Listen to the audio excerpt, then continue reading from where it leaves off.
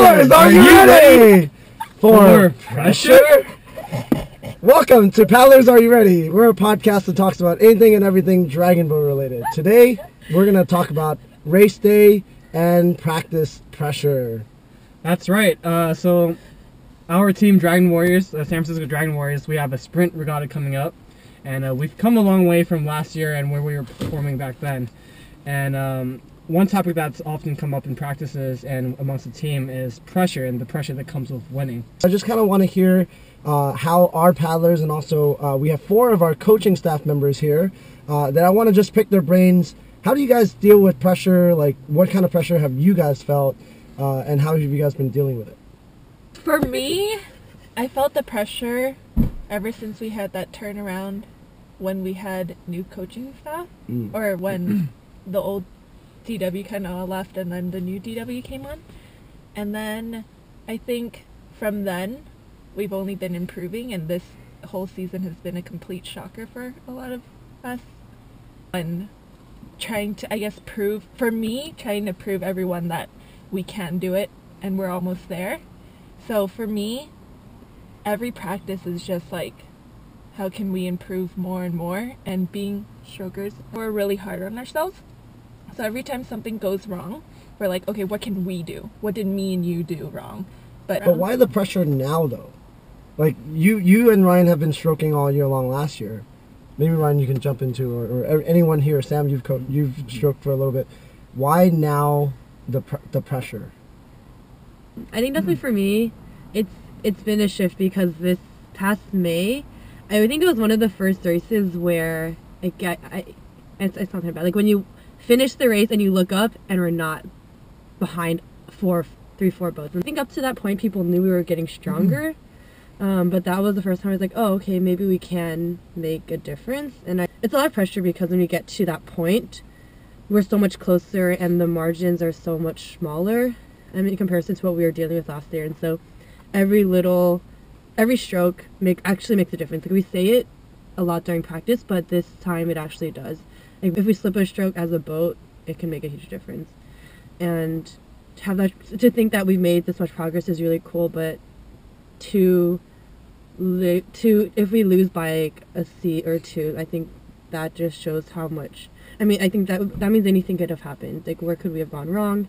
What could we have done better in our training in the past? And to think of like, what can we do moving forward? Yeah, so it sounds like a lot of people see it almost like it was a shift from what seemed like something you're chasing and what was a dream before to now that it's an actual reality. There are certain set quote-unquote expectations that people place on themselves, whether it be inside and outside the team. And I think with those expectations that people set on themselves, it starts to worry people because now you're expected to do well. Now you're expected to be top 3, top 4, as opposed to before it's like, wow, you're reaching to get there. Personally, I feel pressure for myself on the team because when I first joined, I was just like a new paddler, but then as I continued to practice, I became not trying to become conceited, but I've been like one of the top tier paddlers on the team. And it's just a lot of pressure on me because everyone expects me to continue to stay at that top tier and continue like training hard to stay there. It's just a lot of pressure because I keep worrying to myself, like, what if I don't do well on this benchmark? What if I don't do as well during land training as like other paddlers? So it's just a lot of pressure to really keep up to what people expect from me. Yeah, I mean, it's appropriate to bring up the old DW, but that's where my pressure comes from. Yeah. What about it though? What about the old DW? Well, just like living so up to many the old people, standards. yeah, or no, not living up to the old standards. Oh. It was more of people doubting us that we couldn't do it, and like people quitting because they didn't think we were capable of ever winning again because all the good paddlers moved on or whatever. So my pressure is like, now that we're doing well, like I want to get there faster and win. Yeah, but how are you handling that pressure? Giving it 100% every time I practice. No BS. Communication with everyone. I see that though. You stepped up a lot. since I first met you. I don't want to talk. Don't call me. For me, the pressure started coming in after regatta because we did so well, and because we did so well, we kind of set like some standards, and like like during practices, if the boat is not feeling that good, people can be like, what's going on, or it's not feeling as good as like when we were at regatta. And like for me personally, there were times when there were practices where it didn't feel good, and I was like really disappointed. That's interesting though. Like as a coach, I definitely saw everyone after regatta. Every time the boat didn't feel as good as on race day, it's like, oh, dude, like that didn't feel good. What the heck's going on? But for me as a coach, I'm like, yeah, but sometimes you have to take one step back in order to take 2 steps forward. And in my mind, I know what that next 2 steps are, so I'm not scared. You know, when we do take those steps back, I'm not scared about it because I know, like, oh yeah, like of course we're going to take a step back because we're going to take 3 steps forward. You know, so but then definitely from the paddlers, it was almost like this, like hanging on a cliff, and you're like, I can't let myself down at all. And it's really tiring to have to like keep yourself up at a certain level and never to kind of let yourself down a little bit. Because I think it's funny that you say like you were worried about sprints, but I remember thinking after regatta, I was like, oh my god, we're so close, but like I don't know if we're going to go. What if I was thinking about TI? I was like, we worked this hard and we're making so many improvements, and our times are low. We have like, so many great paddlers, but for some reason I still don't feel like what if we don't make to our goal at TI? And I think part of that is coming off of last year, because I feel like every single race last year we worked really hard, but we never hit any of our expectations. I feel like we walked out of every, or maybe it was just like or just like I do remember like the team atmosphere coming out of every race just wasn't. It was like, you know, we worked really hard, and this is just where we're at, but we're gonna keep going. It's always just like we're gonna keep going, but it was never we were where we wanted. And I think going into May race, because we started on a high note and then we ended at like we were so close, but we didn't even place like we missed it, you know. And I think having like reliving that sort of like disappointment was really scary, because I know we're doing much better, but what if it's just like, what if it's a curse or something? Like, what if we don't make it out of this funk and like Cleveland curse. kill that curse?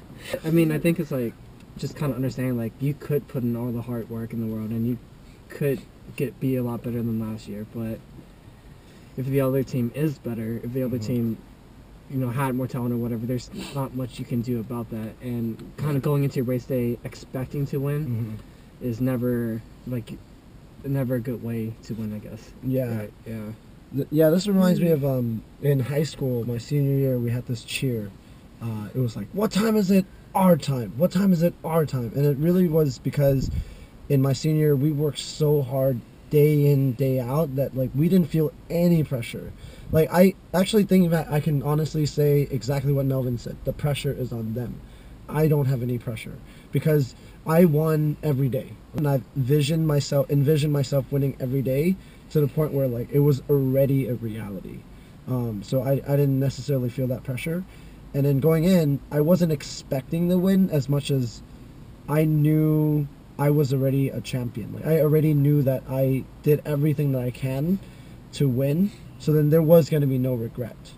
And that's why I didn't feel any pressure about it. And I think that's the tricky part about being an athlete or a professional athlete or just caring about any sport or thing that you do. Like even in practice, we noticed that if you let the pressure get to you too much, and if you think too much about your stroke or think a little too much about whatever you're doing, the boat as a whole gets too tight, you know, and the fun part of it gets lost a little bit too. So I think that really comes with the maturity of the crew, the maturity of each individual to say, hey, look, like every one of us, all 20 of us definitely feel the pressure, but you know, you don't need to think about it to perform well. You just need to go and trust the process that you put into your training. And if you trust the process, put in hard work every day, and just have fun with it, then you just have to live with the results, whether you win or not. That's kind of how I see the pressure. manifesto on the water. You want to share that poem that you shared with me about the archer? So for me personally, today came at a pretty crucial time because I also compete in powerlifting, and I'm really hard on myself as an athlete, as I think many of us are. And there's a poem just from an ancient Chinese philosopher just talking about an archer, and there's an archer. He has like all the skill and talent in the world, but as soon as he has an apple that he's aiming for in front of him, his breathing starts to get a little faster. Now he's aiming at 2 targets. Now he gets a little more nervous, and now he's aiming at a moving target. He completely loses his mind. Is literally what the poet says. But the point being that when you're chasing a goal, when you're chasing something, that pressure tends to get to you because the talent hasn't changed. The hard work that the archer put in didn't change. What changed was the goals, and what changed was what that archer put his mind into. So just having your mind and just being relaxed as an archer or as an athlete in this case, and just trusting the process goes a long way, as opposed to chasing the goals of winning. That's what I got from it, at least. So he hit that apple then? I mean, But that's right. But that's the thing, Yeah. right? Like, can he deal with the pressure? Because if he doesn't deal with the pressure, he won't hit the target. Yeah. If he dealt with the pressure, he's like relaxed and he doesn't think about it, he can hit the target every single time. Yeah. But if he lets that pressure kind of mound up and and affect him, then he's gonna miss. The name of the poem's "The Need to Win." I mean, and it's literally that's everything that we're talking about right now, and that's where the pressure comes from. This quote unquote need to win that people have. So we're not the only team that deals with pressure. I know every one of you guys out there have to deal with it, and every team is a little bit different. Whether you guys are kind of building up your team and you're like really far, just like us last year, or you're like that team that's been winning for a couple of years. You have your own special kind of pressure to deal with. So comment on this and tell us what you have to deal with and how you deal with it. Like our video and subscribe. Yay!